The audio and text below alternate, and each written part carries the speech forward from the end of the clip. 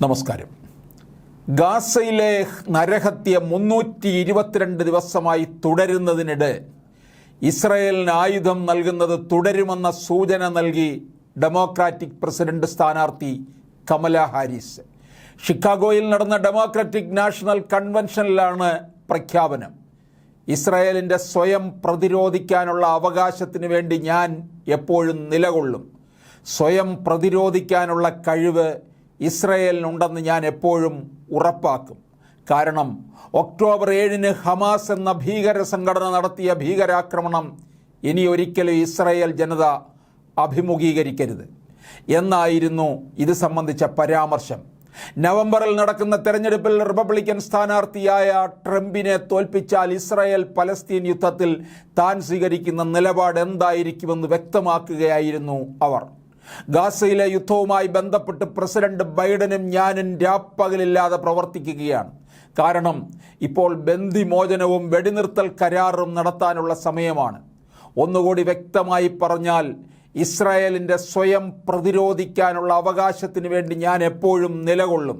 സ്വയം പ്രതിരോധിക്കാനുള്ള കഴിവ് ഇസ്രായേലിനുണ്ടെന്ന് ഞാൻ എപ്പോഴും ഉറപ്പാക്കും.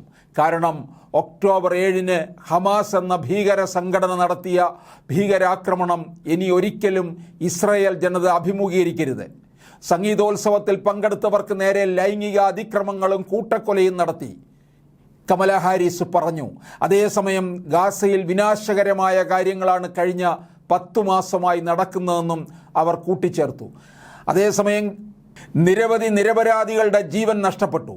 പട്ടിണി കിടക്കുന്ന മനുഷ്യർ സുരക്ഷ തേടി വീണ്ടും വീണ്ടും പലായനം ചെയ്യുന്നു.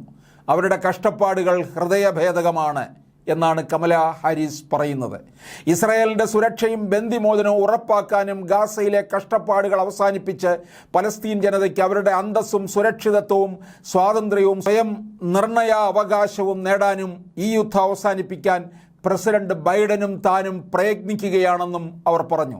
ഇറാൻ പിന്തുണയുള്ള ഭീകരരിൽ നിന്ന് തങ്ങളുടെ സേനയെ സംരക്ഷിക്കുമെന്നും നിലവിലെ വൈസ് പ്രസിഡന്റ് കൂടിയായ കമല പറഞ്ഞു. കൺവെൻഷനിൽ ഇസ്രായേലിൽ നിന്നുള്ള ഒരു കുടുംബത്തിന് സംസാരിക്കാൻ അവസരം നൽകിയിരുന്നു.